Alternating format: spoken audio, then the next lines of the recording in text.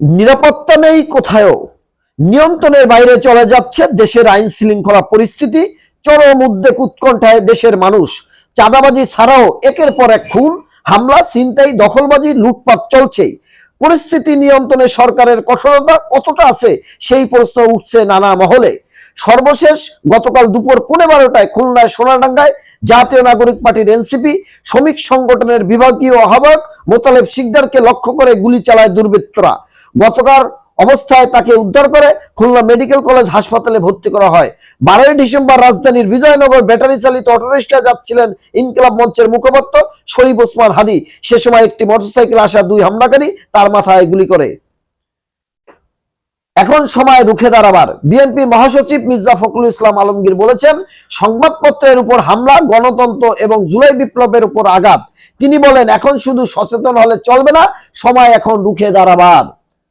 হাদি হত্যার বিচার দ্রুত বিচার ট্রাইব্যুনালে, বললেন ইনকিলাব মঞ্চের মুখপাত্র শরীফ ওসমান হাদি। হত্যার বিচার দ্রুত বিচার ট্রাইব্যুনালে করা হবে, এমনটা জানিয়েছেন আইন উপদেষ্টা ডক্টর আসিফ নজরুল।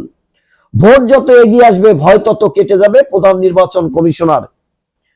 বিচারহীনতার সংস্কৃতি ও আক্রান্ত গণমাধ্যম।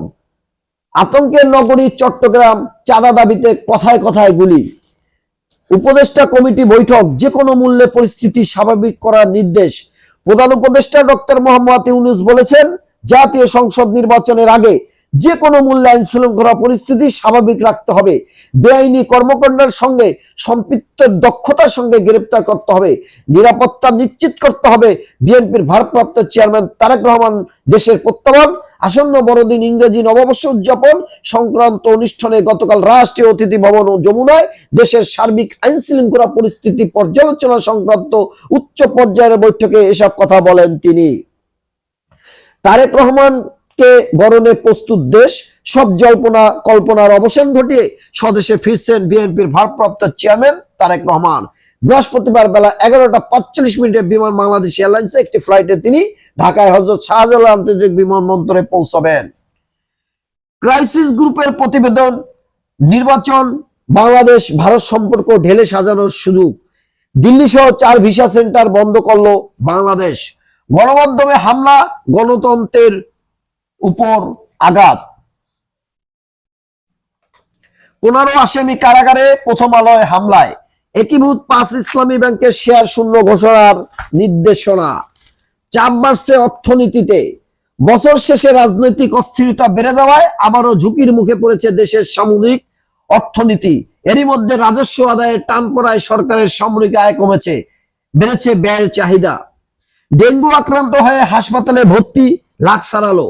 দেশে ডেঙ্গু জ্বরে আক্রান্ত হয়ে আরো 165 জন হাসপাতালে ভর্তি হয়েছে।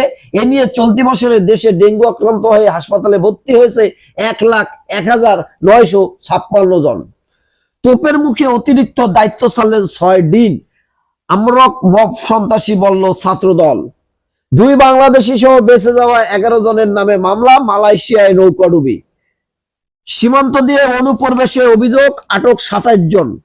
লাশ পোড়ানোর ঘটনায় গ্রেপ্তার 12 জন, রিমান্ডে। ভারতে কারাবন্দী 80 জেলে মানবেতর জীবন স্বজনদের। প্রিয় দেশবাসী, এই ছিল পত্রিকার শিরোনাম। আসসালামু আলাইকুম।